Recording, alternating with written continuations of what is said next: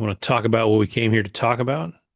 Let's talk about what we came here to talk about because just so you guys know, ladies and gentlemen of the podcast, we had thought about postponing until after the series finale. But when you see this, the season finale would have, not series finale would have aired. But we said, nah, we gotta talk about this anyway. And we can talk about like the season leading up to it, or like, everything leading up to it Yep. and whatever else we talk about, like what we just talked about. So yeah. Yeah, I think one of the things that I want to talk about is just kind of the discourse this season that it has led up to this point because there seems to be, and I don't agree, but there seems to be a lot of people that are very um disappointed in this season so far. And people are complaining that it's too much like fluff and not enough action. And I think if you're in that camp, I think honestly, until the last, 5 minutes of this last episode, you were probably not loving it. And I definitely feel like I haven't loved this season as much as others. I think people were definitely coming into the season, were thinking this was going to be 8 episodes of just absolute Mayhem. mayhem. Yeah. And it makes me think of like going back to a season that was fantastic and Invincible. I think people wanted episode 7 of that for this entire season. Like they wanted Yeah. something that was just brutal and chaotic. Yeah. And that's not what we got. And No. so, leading up to where we are now, um, I mean, I can see why people are disappointed. I just don't necessarily agree. I see that same kind of discourse. I'm watching a show called From, and we're in the second to last season. And as this one is panning out, people are complaining there's not enough action. Um, that one's a mystery box show like Lost. We're getting a bunch of answers, but people are complaining because it's just not enough action or whatever. And I'm like, but you're getting the things that you need. So, you've got to stick with the story. And I'm really curious now to see how The Boys ends in its final episode, which is supposed to be just over an hour long.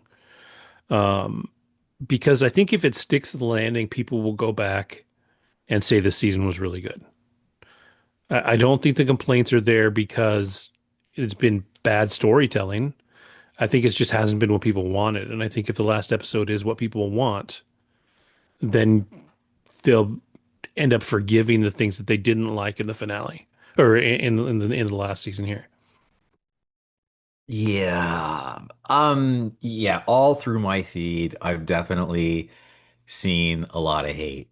And the show seemed pretty self-aware because it even featured one of the writers complaining about how hard it is to tie up all these different arcs in a very short amount of time. And I've even heard or seen comments saying it's giving Game of Thrones season 8 or whatever season it was, that I think it was 8. And honestly, for me,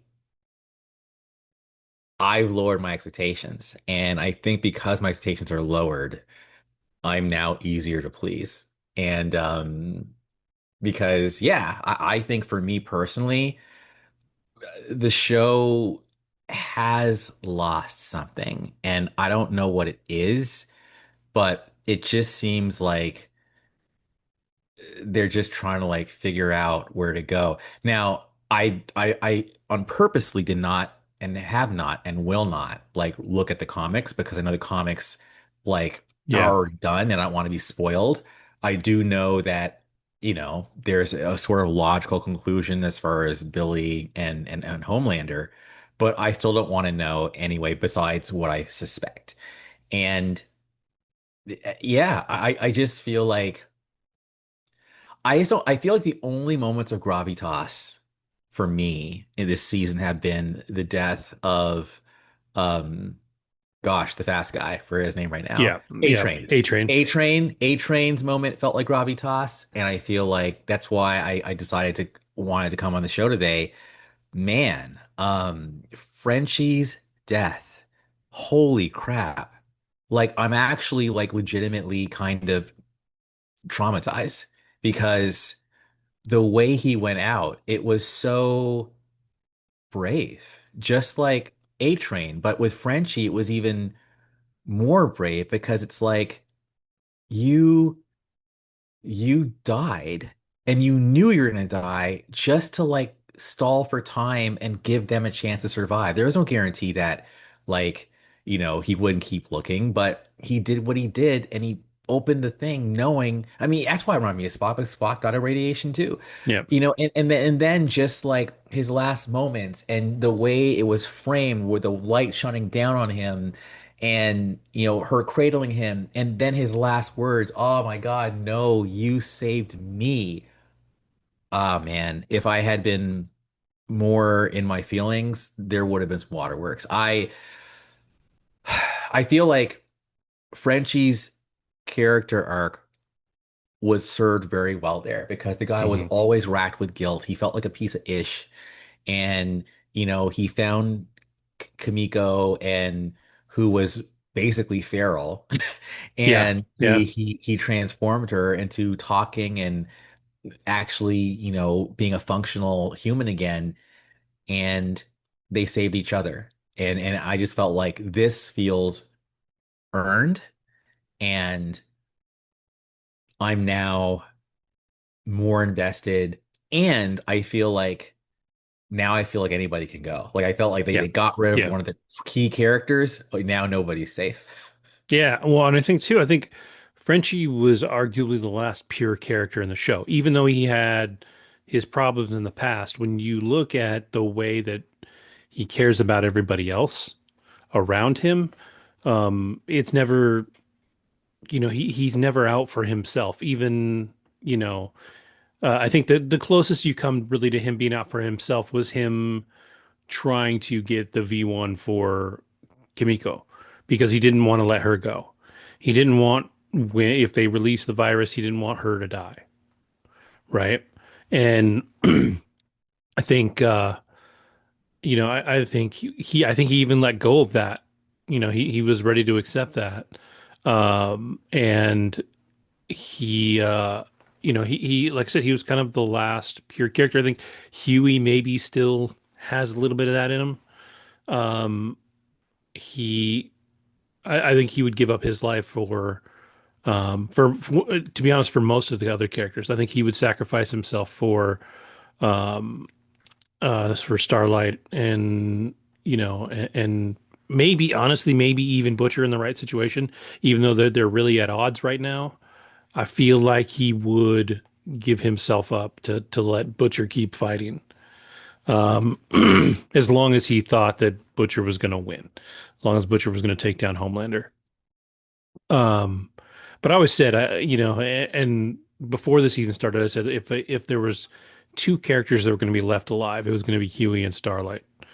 Um, but in like her character story has been this season so unimpressive that I actually feel like she might go. Like I feel like they don't have time to redeem her to the way that she was in the beginning. She's so jaded and like she doesn't give a shit anymore. She's like vaping all the time, all this stuff, and there's just like a level to her character that is gone. Which is why I think it might make sense for her going out to save Huey. Hmm.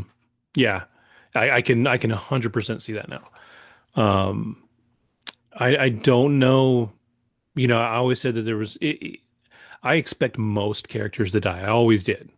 I expected just about everybody to die, and with Frenchie going out, um, you know, I feel like maybe they released the virus and that's that, and that's going to be a bit of everything. The prevailing theory is that if they released the virus, Ryan might survive because he's genetically Mm, yeah. a superhero. He wasn't created, right? Like he was actually reproduced. Um, and Soldier Boy being locked up, the from what I've seen from the showrunners is he's done. He's not coming back this season. So Soldier Boy's story, as far as the main story of the boys is done. So he won't be back in the finale. So again, if they're gonna kill Homelander, it's gonna not gonna be with Soldier Boy taking him out. Do you see a scenario where Homelander wins? Oh sure, Ah! sure, I absolutely do. Um, the show could go any way, like it really can. And I almost think at this point there's only two good endings, and that's Homelander winning, which is a shitty ending for everybody, but it's a good ending for the show. Or everybody dies.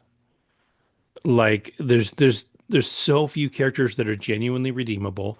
What we've seen is just about everybody with superpowers actually sucks, right? Like there's so few good people with powers, Yeah. right? So, that's got to go. Um, it really it has to go one of the two ways. I don't see a good story that ends with Hughie, Butcher, Starlight, Kimiko, all just alive and okay afterwards, and the kids from Gen V, you know, You know what that reminds me of? Like that would be like Stranger Things all over again, right? Because I feel like, yo, like I mean, I was okay with it, but I was also kind of like, really? Like, because we were talking about it. Like they killed Becca way too fucking easily, dude. And yeah, then, yeah, like what? yeah. Like that's the other thing. Like this episode, they really, I mean, again, it's an unfair comparison, but they've got to go episode 7 of Invincible on this. It has to be they've got The about Infinity 10 they War in game, and yeah, they've got about 10 minutes to set it up, and then it's got to be 50 minutes of nonstop. action. Like if it the finale of Stranger Things is the perfect example.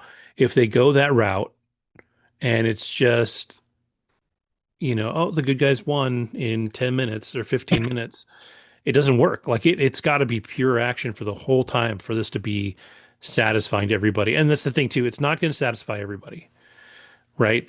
I guarantee you, there's people that want Homelander to win, and there's people that want everybody to die. Like there's going to be people on both sides, and there's people in the middle that do want the happy ending, right? Like there are people that watch the show that I can guarantee you want the happy ending.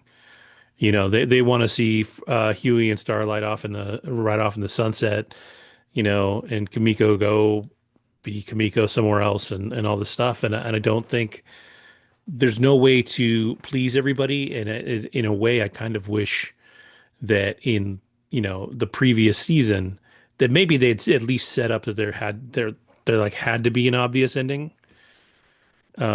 Which I mean they sort of have. I mean the obvious ending that they've talked about over and over and over again is that all the soup's got to die, right? Like that's it.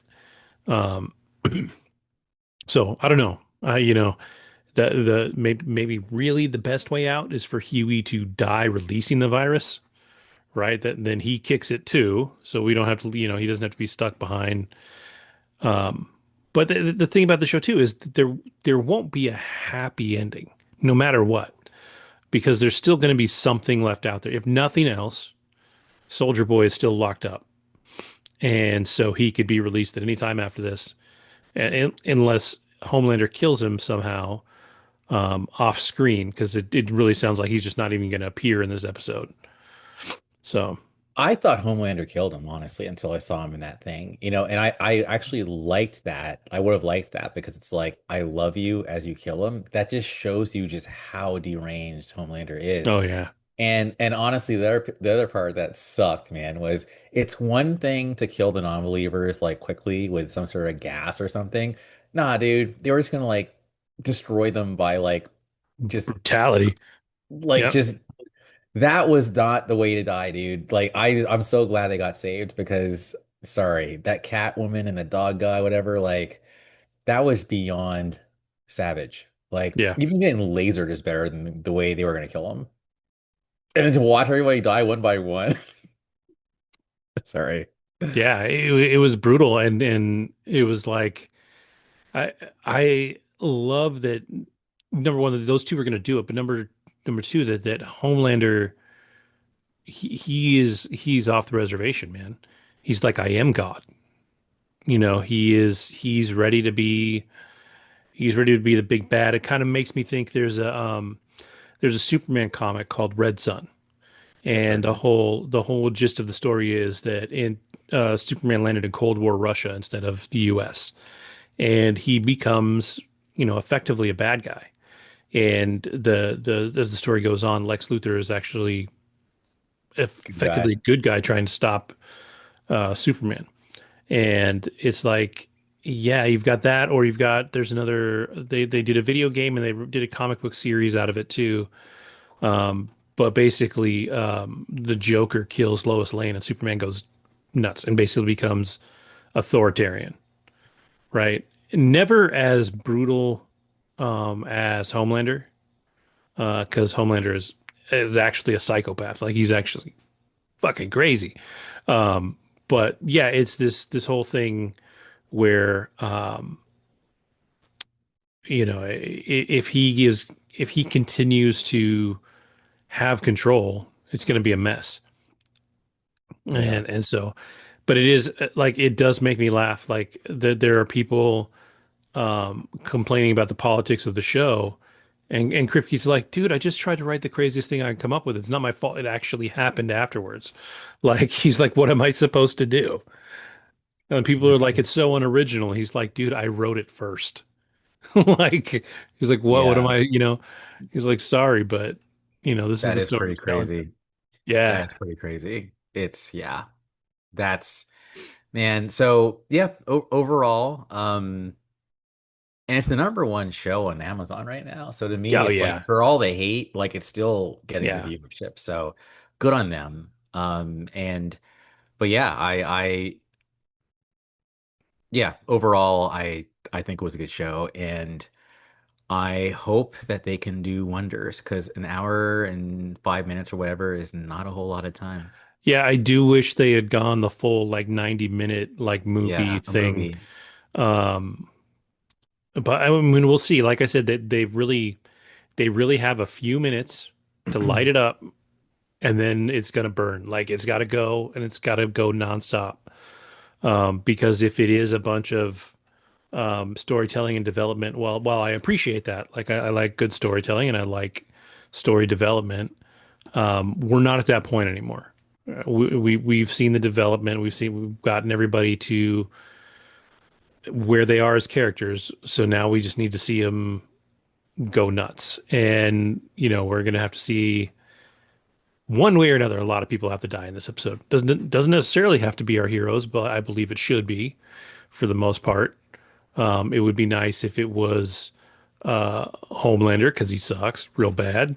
But What if the way the show ends is, do you remember the movie The Departed? yeah, All right.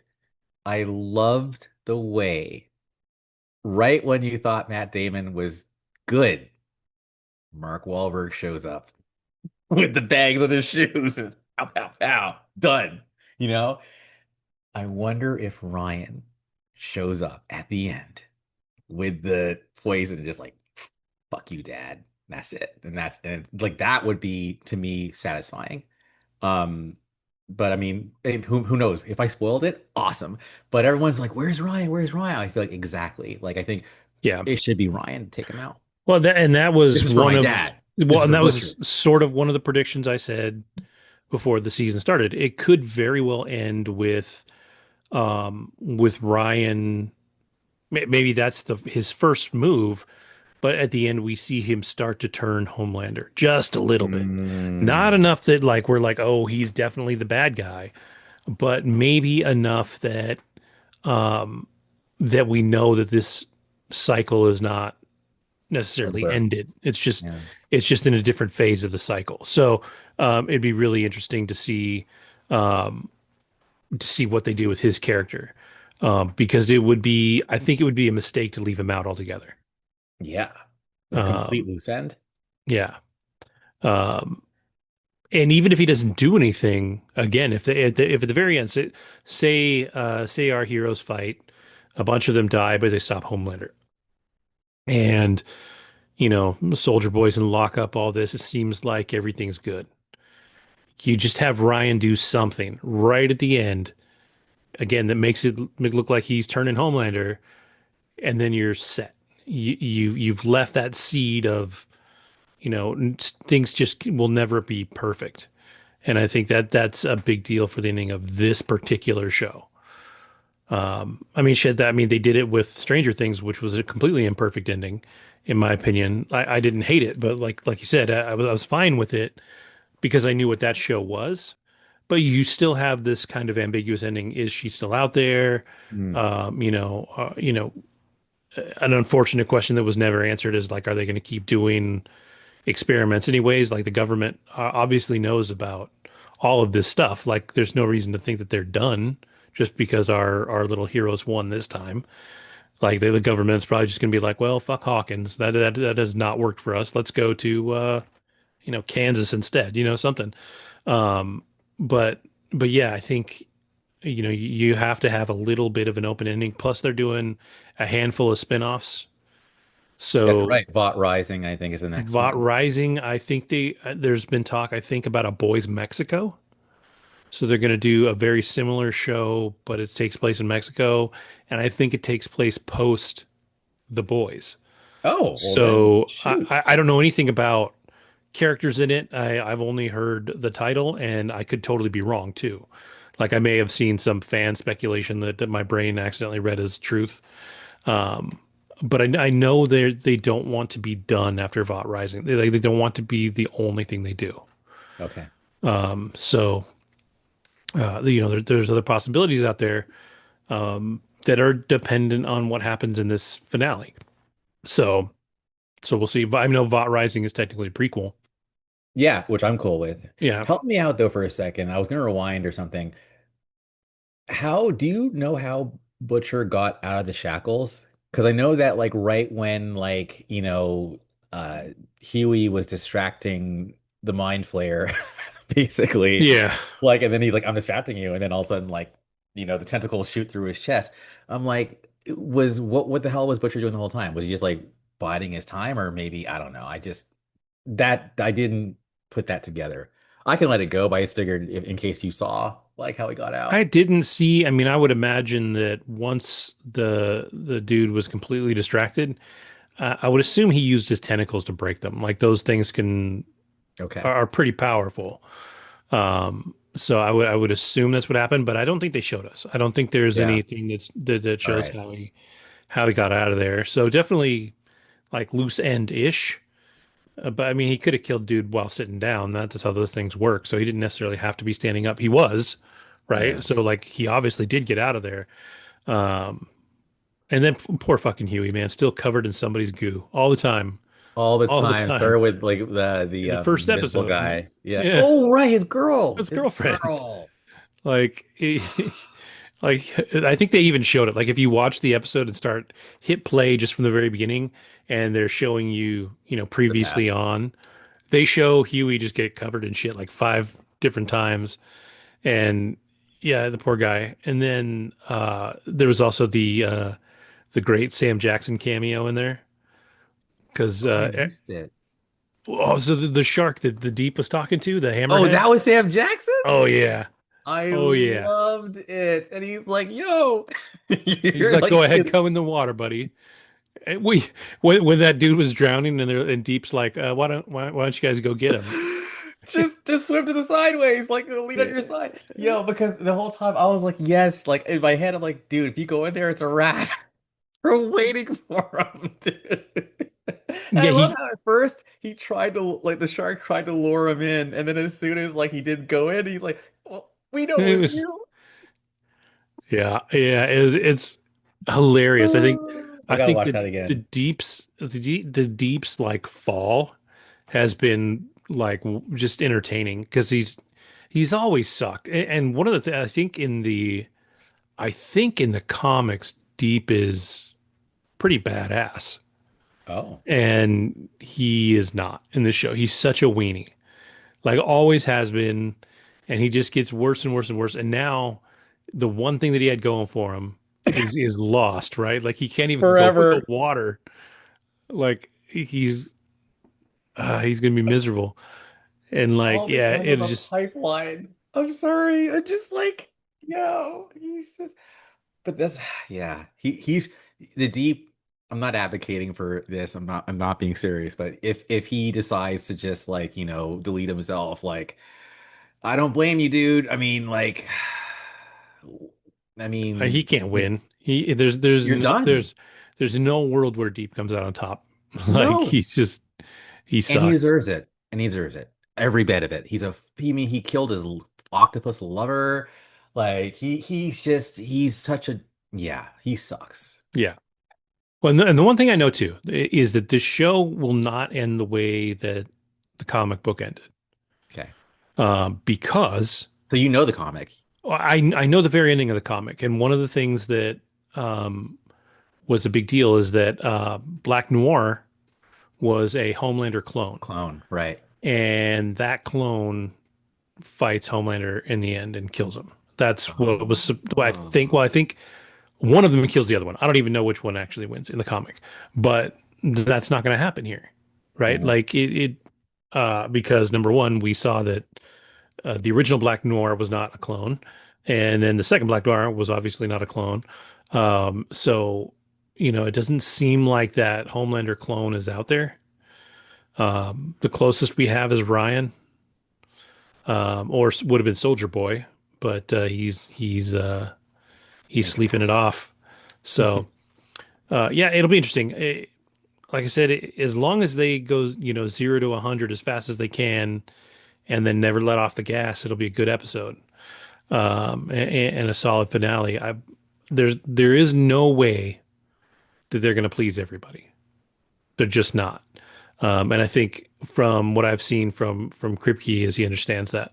And to be fair, he's got experience with this. Supernatural ran 15 seasons, and he had to end that. And I know there were people that were not as satisfied with the ending as others, but I feel like that show, generally speaking, there's a few things that people didn't like, but generally speaking, we're satisfied with the end of that. So I'm hoping that he's got the same mindset with this one to to come up with something that works as best it can to at least you don't have to appease as many people as possible, but it has to be an ending that's reasonable for the story. I think that's what we need to see. word. So yeah, so we'll see what happens. I think we're going to try and record next week. So I mean, we'll grant you we'll be a week after the when we drop the episode, it'll be a week after the finale actually aired, but that's okay. Give time people to sit in their feelings or whatever, and do that. Next week, I'll have Mandalorian and Grogu, so we'll talk about that. Hopefully, Lauren can make it. She'll have something. I know she won't have Mandalorian and Grogu. Probably won't have the boys, but she'll have something else. And there's at least a chance. I really, really, really want to see Obsession before next week. The buzz about that movie has been really positive, and not just the movie, but the girl that plays the main character is getting just rave reviews across the board. And if you watch Superman and Lois on the CW, she is the daughter Okay. of Lana Lang, and she was great on that. Like she was cute and sweet, and all that. But the there's what did she say in an interview? She compared or she took notes from Pearl and something else to make her character sympathetic because the gist of the story, I believe, and I don't even know. Like I haven't even watched a trailer. Like I want to go in as blind as I can. That's But probably good. but the gist of the story is that this dude finds something that allows him to make a wish. And so he wishes that this girl would fall in love with him. And as horror movies go, if you've ever seen The Monkey's Paw or anything like that, like just because you got your wish doesn't mean it's going to be a happy thing, right? And so I think the movie is like her descent into madness over how much she loves him, right? And so, I've shown before that like that last clip from Pearl where Mia Goth is just smiling, and it's like the longer it goes, the more uncomfortable it gets, because it's ridiculously amazing acting. And so the director who is it Curry Barker, I think is the name. I might be Clive Barker's Oh, that's awesome. relative. I think. I could totally be wrong there, but said that they really want even though, I think her name's Indy Navarrete. They want her character, like her character is sort of the villain of the story because she's obsessed with the dude, but they want you to understand her. Like they want it to be a sympathetic villain because she's not in control of what is happening to her and how crazy she's getting. So they put a lot of effort into making her character or making you feel like you can understand her character, which is crazy. So I think that's good storytelling. So I'm excited for that. I think it's a coincidence. Is it? The guy's only 26, man. Good for Yeah. him. Yeah, well, that's why I thought 26 is not is a good age because you could be, um, you know, Clive Barker's kid at this point. Clive Barker's not young anymore. Yeah, Um, exactly. No, it wouldn't be it it's a wouldn't be far-fetched at all. reasonable. Yeah, Yeah, it showed up in my Google. Like I did Curry and Clive, are they related? So clearly I wasn't the only person who was yeah. looking. Um, and then I think the director also got some good advice from Oz Perkins, who's made some good films in the last 5 or 10 years. So yeah, definitely. The buzz is there. It's definitely been buzzworthy. So if I can get myself to see it, I'm really excited to check that one out. Well, his dad is an actor, director. Wait, Jeff Barker is a screenwriter, author, and host of the Screenplay Lab podcast. Oh, He works in television, news, and psychiatry, so in the industry, but yeah, but so not Clive that Barker. helps. Yeah. But yeah, we're about to go on a run of like weeks where there's good stuff coming out because this week was Obsession. Next week is Mandalorian and Grogu. The following week is the Back Rooms, Oh yes, which I'll be yes. catching with my kids, so I'll see that one. Um, I think maybe we have a week off, and then into June, there was a couple other things that looked really good. Like I think there's going to be over the next like 2 months, 3 months, there's going to be more weekends that I'm in the theater than not. Like it's wild. So it's funny. I'm ho not to bring things up, and we know we're supposed to make this a shorter episode, but I will admit I'm a little worried about all the kind of negative, loud vocal minority reaction to the casting in the Odyssey, as far as Yeah. Helen of Troy and everything. It's like, God, it sucks that, there's always going to be haters. Or even like people mad about the casting of Ulysses being, my God, what is Elliot? Elliot Page, I think is Ulysses. So I Oh saw no, I this thought I like, thought they said that was somebody else. well, let me look. Maybe hold on. Elpa something or other. I'm not good enough with the story to know who's who. So it actually, I mean, they could be Oh, Ulysses at this Achilles, point. Achilles, not. But And it's I the thought that was untrue. I thought that was yeah, debunked. but it's like a, oh, maybe it is like a, it's a theory. You're right. Either way, yeah, the exact character Paige plays is still closely guarded. Some saying it's the ghost of Achilles, not Ulysses. Either way, and then yeah, so we'll see what happens. But it just sucks that, because I Well, just hate that weirdness, that internet hate weirdness well, going on. and of course, the champion for this hate right now is Elon Musk. Oh, Like that's he's out there, right. he's out there actively like both of those castings, and I'm like, I'm sorry, I'm sorry that you have a problem with Lupita Nyong'o being the character, but she's one of the most beautiful people like there is. Like she's like she's perfect for the part. I'm sorry you don't like her skin color, I guess, but she's gorgeous. So like, sorry, not sorry. Like Yeah. she's great and she can act. Like she's awesome. Yeah, I agree. But it's just funny because like, I'll go on, I'm not gonna give too much more attention to this, but when I go on like Facebook and I see like a laugh reacts, I know like, yeah, it's just one of those things where it's like, anyways, I just hope that the movie is so damn good it just shuts people up. And I have a feeling it will be because Christopher Nolan is not a slouch. But Yeah. as far as Musk is concerned, it's like you're not helping yourself, dude. Like I swear to God, like you make me think you are the ultimate dog whistler. Like you actually absolutely are jackbooted and have a red armband in your closet somewhere, but like you're Oh waiting yeah. for waiting for it to be like totally cool before you do it because you're not a dummy. Ugh.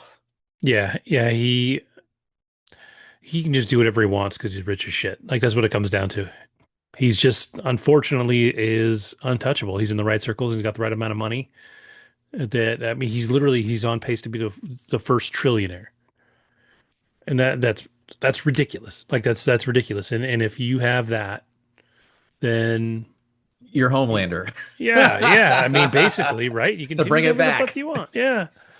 So, You're God. uh, yeah, and it's just overall like the cast. If you go to the IMDb page, I like that there's a handful of actors that aren't listed as who they're playing.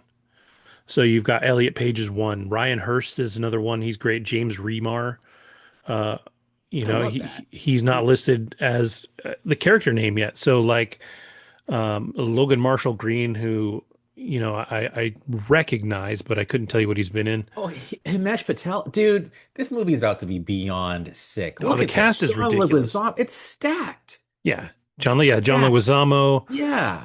Johnny Bernthal, Mia Goth, who I fucking love. She's awesome. Like the cast is unreal. So Even Travis Scott, the rapper, like that's insane. yeah, Yeah.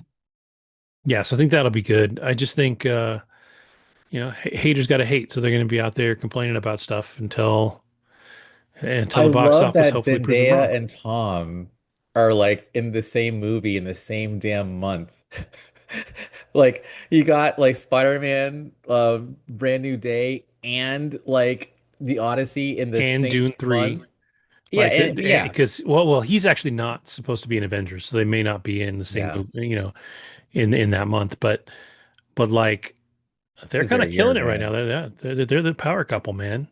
Good for them. Um, but that reminds me, if you, I know you haven't watched this season of Daredevil, because you never watched the Netflix one, did Man, you? I've just given up. Like I'm so behind on that on Daredevil. I'm just like that's just not a story I'm gonna be into. But I listen, so Yeah, it's like, this season ended so well. Like it was a phenomenal ending to the story so far. Um, and so there's definitely it definitely one way or the other it leads into No Way Home, oh, because they had Daredevil, the Punisher one shot film episode you mean show Brand New thing. Day or No Way Home? No, Brand New Day. Sorry. Yeah, no worries. Um, uh, it leads directly into that because um, you had this whole season of Daredevil. They did a one shot episode of Punisher, which came out this last week, that I haven't watched yet, but I've heard great things about. Very like ultra violent, like very Punisher. And that takes place during that same week. And then, from what I understand, um, the Brand New Day takes place right around the same time. So we're covering the street level New York characters all at the same time. Plus, in this season of Daredevil, Jessica Jones came back, from the Netflix show, who I love. I think she was awesome. And then my actual favorite character from the Netflix shows, Luke Cage is back. He popped up at the very end. And not only that, he and Jessica Jones have a kid together, Oh, who is in the comics has become a Captain America. wow. Yeah, so like stuff was set up in this season of Daredevil, but the psychological breakdown of Kingpin as it goes on, amazing. Um, and it was a good season. It was a really good season, and it's going to lead into some more good stuff in the next season. I think if you wanted to skip the Netflix shows, you could, and you could start with Born Again. Then I'll do that. That's still 16 episodes. Like you got to make a little time. Um, and they're not short, Okay. but Yeah. they're solid. And I think at some point I would say still, if you ever find Go the time, back. go back and watch the Netflix ones because of all the Netflix shows. I think as a show overall, I think Daredevil was the best one they did. I really enjoyed Luke Cage. I thought it was a cool like story in Harlem, and who played I think God damn it, what's his The name? bad This played guy. Marshall Yeah. Ali.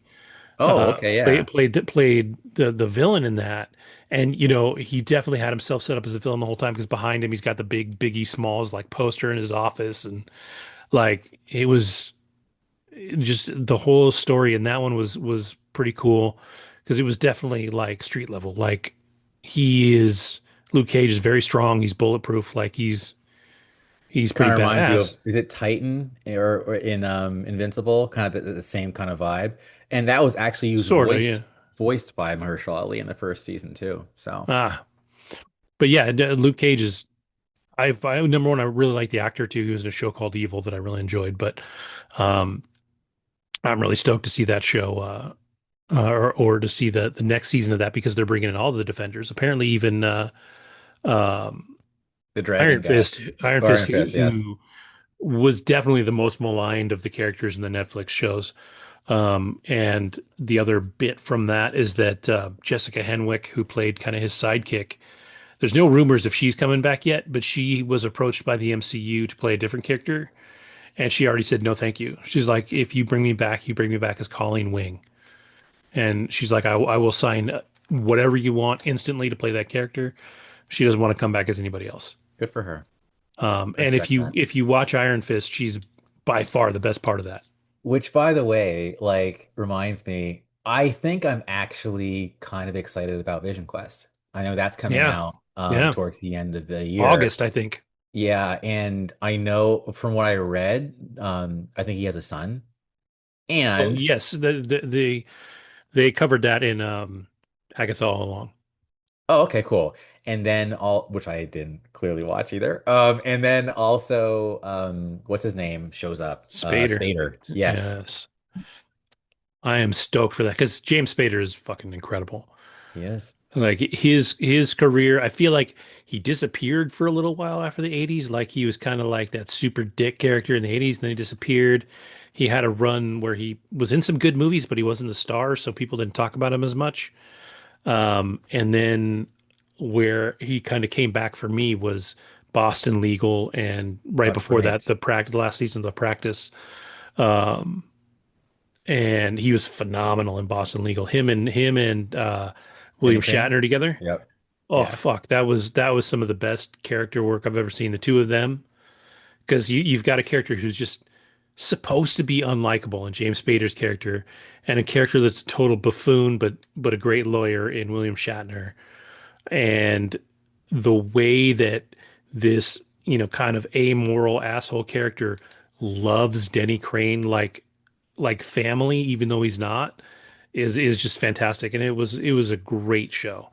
And so to take that, and then obviously Ultron was And he's then the so Blacklist too. Like, that was a good I'm looking right now, 10 seasons on NBC, 10 years. That's impressive. yeah, it fell off a cliff near the end. Like the last couple Okay. seasons, I stopped watching because it wasn't very good but the first couple of seasons were great.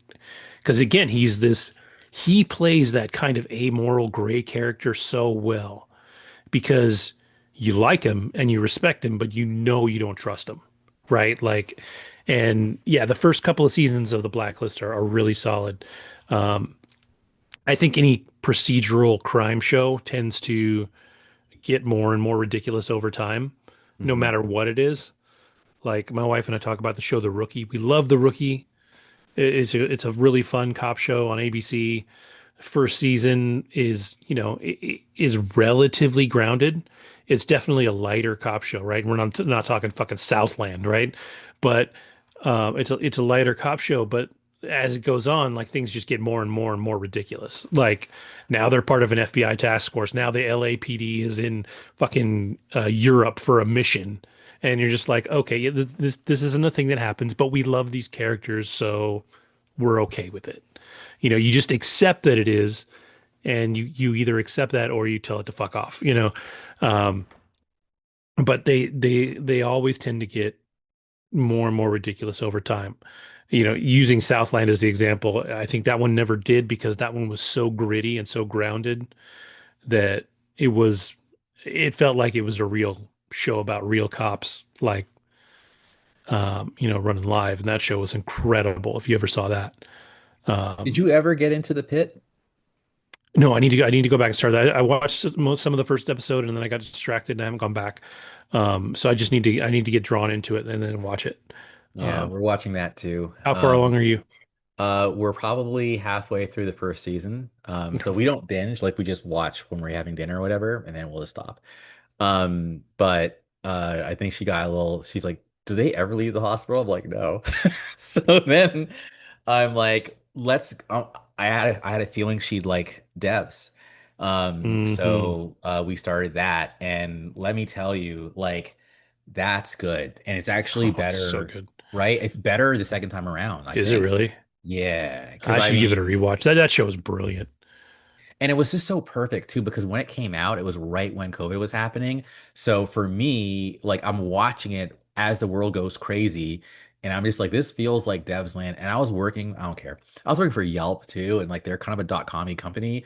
So I'm Hmm. just kind of like, man, could like my superiors be like this corrupt? Like maybe, like, like anyways,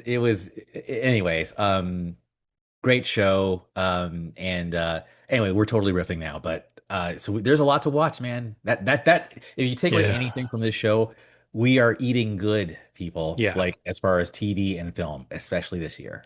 So Yes. Yes. I know my summer's about to go to shit though, because June 1st and 2nd, the American and the UK Love Island come back basically at the same time. So my TV I watching will be love how we're bringing it back to the boys. uh, yeah, I yes. that was awesome. Like because they talk about some fake shows in there a lot. Like a lot of the shows that they talk about aren't real. They don't bring like real life in, but they brought in Love Island and they talked about it. I was dying, dude. It was so funny. But did Because you feel some kind of way though because she's watching it because she's lobotomized? Like that's why oh, she's dude, into it. I am the first person to admit that that show is absolute garbage. It is trash television. If you watch it, you Oh. suck, and I will watch every season of it. Um, it's just it That's funny. really is. But the funny thing is, like what if Frenchie said something about some couple? I don't remember which one he was talking about, but like you do root for people after the show. There's two couples in the last year from one from the UK and one from the US that got engaged. And like they're the couples that like when they were on, you watch them and you're like, I really fucking hope they make it. Wow. In the US, there was this kid named Bergie, dorky guy. You know, what I mean, everybody on the show is reasonably attractive. He's reasonably fit, but he was nerdy. And in the very first episode, because he was just socially awkward, he got kicked off in the very first episode. And the producers, for whatever reason, decided to bring him back the next episode. And for the whole season, like he really struggled to find anybody, didn't really click with anybody. He was a white kid, um, and just nobody ever clicked. He was super nice. This girl named Hannah um, fell into like she looked like Black Latina, something like somewhere in there. Beautiful. She's amazing. And I think her and the guy she was with, named Marco, I think they are actually still together, maybe even engaged. But she became like the big sister for Bergie. Like she Mm. was looking out for him all the time. And so you're like, this is awesome. And then this girl comes in named I think it's Taylor. And again, black girl, she was a little androgynous but pretty, like, and you know, they just clicked and they worked because she understood that he was weird and she gave him all the latitude he needed and everything. So you see this couple like start to grow and like both as people. And then you find out, off screen that like his grandpa is kind of upset that he's dating a black girl or whatever. And because he's, white, and then I think Bergie might even be from the South. Um, they call him Bergie because his last name is Bergstrom or something like that. But anyways, cut to now, which is I think 2 years later, they're still together. They're getting engaged. His family has totally accepted her. Like the story is amazing. Um, and you have a very similar story in the UK from not too long ago. There was a dude that was super dorky, good looking guy named Will. This girl came in. She had been on Love Island Australia the year before and didn't find anybody. This girl's beautiful, tall, blonde, surfer girl. and they just clicked and they're still together. They just got engaged and they're super sweet. He's a farmer. Like they're totally different and they've been super happy. So it's always fun to see the couples actually work on that show. And then to see the ones that are just fucking dynamite. They're just like they get out and shit just explodes and you're like, okay. I love what just happened because like probably 5 minutes ago as you were talking, I'm like, damn, I shouldn't have brought that up. No, no, no, but I love what just happened for real because like and I'm sure you're the same way. I love it when people are like passionate about some shit and like you couldn't even fake that. Like you couldn't have said all that unless you actually were like really invested in the show. And there's something, what's the word? Infectious about passion. So Yeah. it kind of gave me insight as to the appeal. And I think ultimately it's like you just want to see people win, you Yeah. know? And that to me is I can't hate that. I can't hate on that. I get that. Yeah. But And, thank you for sharing though, seriously. well, and that's the thing too. Like that's the thing that this last season, especially of the US version, that got the most heat is that it really feels like they're bringing in influencers now because you bring in people that have a following, so the show gets into following by default, which is intelligent from the production side, but But not authentic. it feels manufactured. Yes. And Um, yeah, and that and that loses everything. Like I really hope that they go back to they need to. relative unknowns. I don't have a problem with people building a following because they were on the show, Right. but if you bring people in just because they have a bunch of followers, everything feels fake Scripted. because they're The likes, doing the it for engagement. yeah, Go exactly. for the And, gram. and that loses, yeah, exactly. And that loses a bunch of the stuff that makes it decent. So I'm hoping they get back to that because that is a big deal. There's an authenticity that can be there even in that show. And I've seen it, but if you just are doing it to build up people's, you know, influencer careers, it's not going to be as popular. And the UK has done a better job of that than the American version.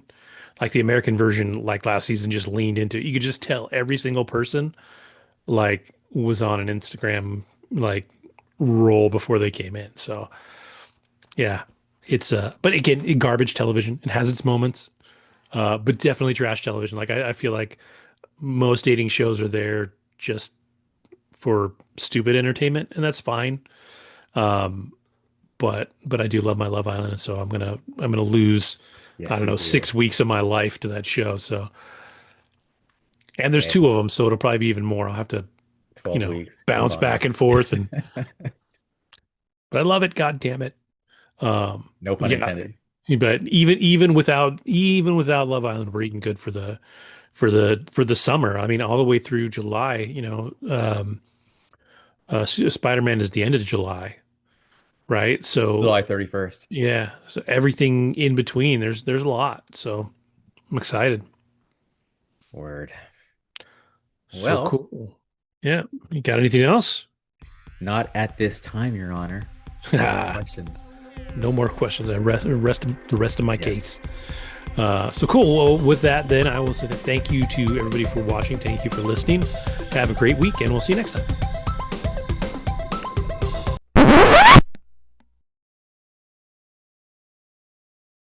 Did you ever hear of or watch an anime called Cowboy Bebop?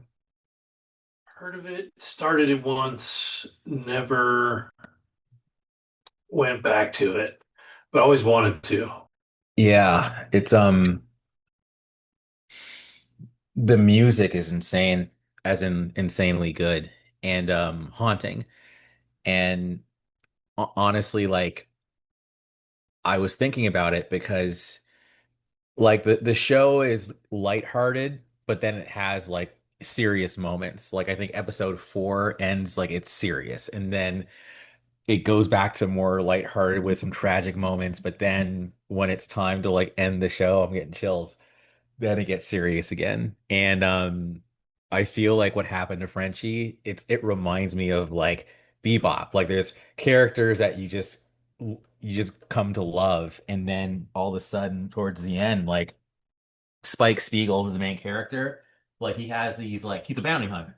And he has these people at other planets who are just like his friends or his homies, and he shows up to one of them and she's like dying because like his nemesis got to her first, and it's just like fuck, and then I gotta tell you, of all the finales I've ever seen, I mean, yeah, even though I love Attack on Titan, even though I love Evangelion, Robotech, all of them, as far as, and I think I'm proud of myself, I can be objective.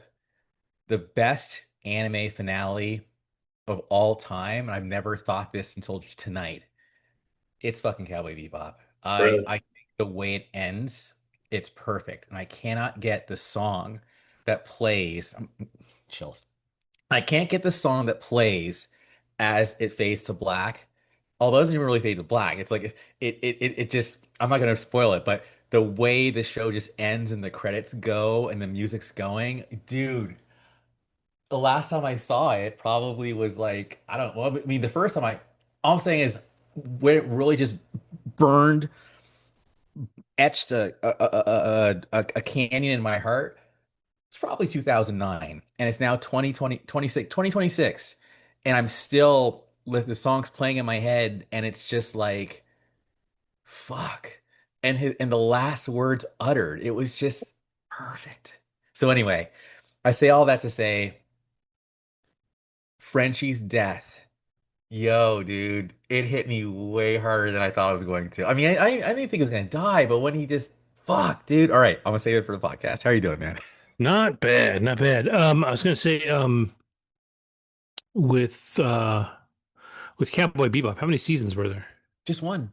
And it's like Okay. 20, I want to say like 25 episodes or something, and they're short. They're like Yeah. 20, 25 minutes each. I should go back to it. I also tried to I might watch the watch it with live you, homie. action. Yeah, fuck the live action. Yeah. Um, No, don't even bother, dude. I have Yeah. tickets for Mandalorian and Grogu on Saturday. Oh, So I'll watch that that I might morning. watch it And I too then. think Although yeah, I guess it'll be fine. They wouldn't make a movie where it's mandatory to watch because I never watched season three.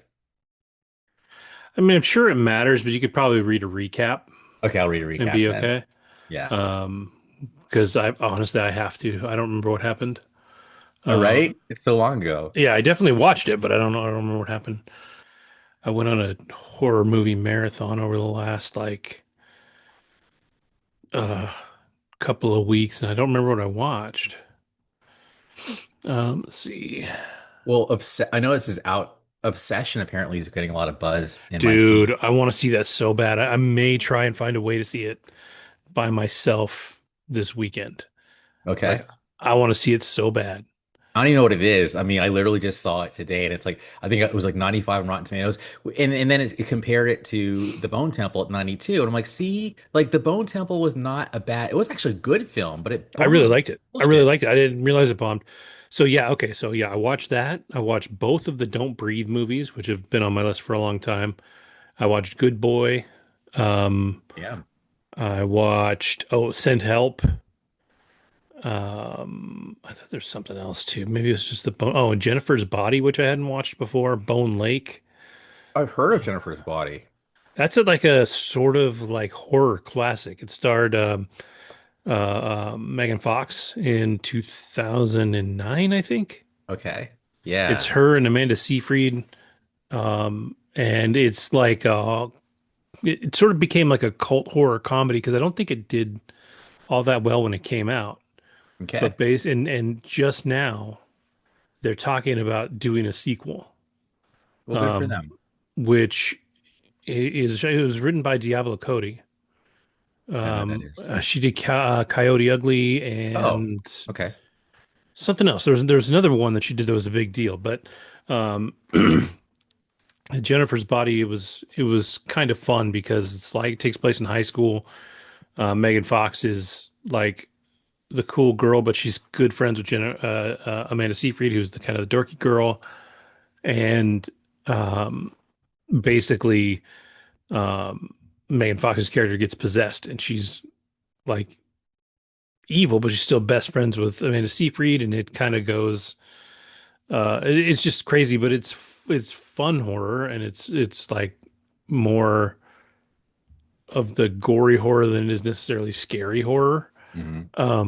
But it was fun. It was really fun, and um, but Bone Temple was good. Send Help was actually a lot of fun. I think it's on Hulu now or Okay. Disney Plus right now. If you got those, it's worth a watch. I do. I do. It. I mean, they classify it as horror. I would just call it violent comedy. Yeah. Like otherwise, it's pretty good. The story is pretty solid. Um, Good Boy was interesting because it was a horror movie from the point of view of a dog. But I feel like it was an amazing movie if you're a dog lover. Like really, because like you can feel like the concern and everything in the dog and everything about the dog works. But if you're not a dog lover, I think you would just be bored. And like genuinely, like I think it's one or the other. Um, and yeah, it was an interesting flick. I find that intriguing because I'm not gonna lie, as you know, like little dogs or like I love little dogs. Like they're just like they're cute to me and they just like I'm just drawn to them and they're drawn to me. But like big dogs, like I think of Cerebus, I think of just all the being torn apart. I know your story about the hamsters that didn't make the transnational trip. That didn't do any do big dogs any favors in my head. I'm like, yep, they'll eat me too. So, but I know you love your beasts. So, yeah. Yeah, I'm definitely a big dog guy. And then this dog to you is probably not a huge dog, but you'd consider it a big dog, right? Like the dog's probably 60 pounds, give or take. Well, I like Um, Labradors and is like a yeah, Labrador. that's I can it's deal not. It's a again. sheepdog, but yeah. Okay, well, a sheepdog, that's cool. Like, wait, wasn't the one Cujo, was he a sheepdog or was he No, something? Cujo's a Saint Bernard. Okay, cool. All right. I can handle them. They're fine. I'll consider Saint them Bernards are mid-size. huge. They're the No, no, no, biggest. no, no, no. Oh, The 60, 70 Labrador yeah, types. They're yeah. fine. But like yeah, the German Shepherds, the Rottweilers. I'm picturing like what do you have? Like what are those? I have snow dogs. So like sled dogs kind of, but Like they're big. Malamute? Yeah, Yeah. I have a Malamute Husky, There and you go. then Yeah, yeah. we're looking Sounds good. at. I mean, my husky, who is to me not that big, she's probably 70 pounds, 75 pounds, and my Malamute's 100 pounds. And then how big are the oh my God, they're like these bit is it not a mastiff? They're big woolly dogs and they will F you up. Like Well, I they're mean, Asian. yeah, they won't hurt you, but they're Oh, I've read. They all I there was one. mean, they can all be mean if they want them to. The Malamutes are actually probably the most instinctual dogs. They're the closest living relative to a wolf, the Malamute. But you're thinking of I'm Googling right now because like a Burmese mountain dog. Burmese, let me see. I'm trying to think. There's another one. Newfoundland is a big white one. No, they're more like brown and they have like curly hair. You can barely see their eyes. Like I remember there was one, nope, that's not it. No, again, Burmese, they're cute. As a matter of fact, Savannah, I love that dog. She had that like pattern of the white and the brown and the black. They're beautiful. No, yeah, it is Mastiff, the Oh yeah, Tibetan Mastiff. yeah. Tibetan Those Mastiff. Yeah. those guys, I hear they are mean and they're great guard dogs. And when I was walking around in Kew Gardens, Queens, the owner I could tell like he was like clutching the leash hard because and I was far away and the dog just like stiffened and was looking at me and I'm just like, yep, I'm gonna stay way the fuck over here because you will fuck me up. Well, Yeah, that's what was funny about our old dog, my first Malamute. She was a giant Malamute, so she was about 135 pounds. She was big. She could like we always laughed because my wife's dad would come over, and he was just about as tall as me. And my dog would walk through his legs and like lift him up. But she loved, like a horse. yeah, and she loved people. Okay. Like, people were not her problem.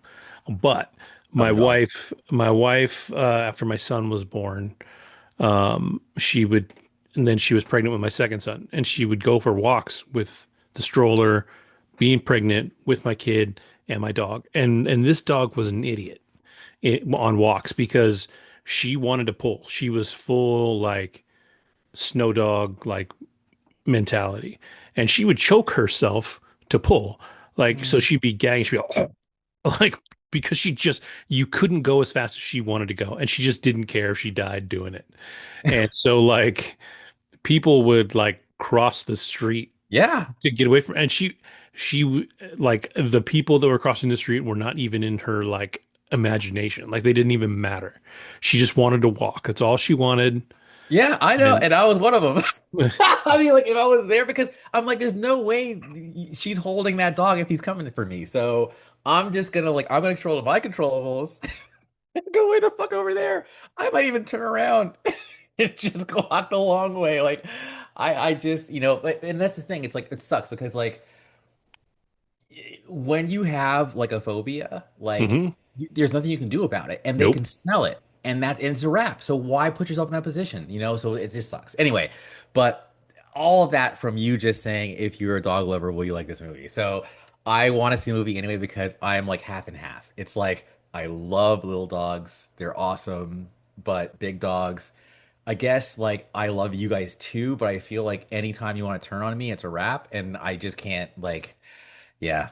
Well, and this one's interesting because the dog is definitely not the villain. Yeah. And so it's definitely a story about I really struggle with the idea of whether the story, because it's kind of from the dog's um point of view, was it like a horror monster movie or was it metaphorical?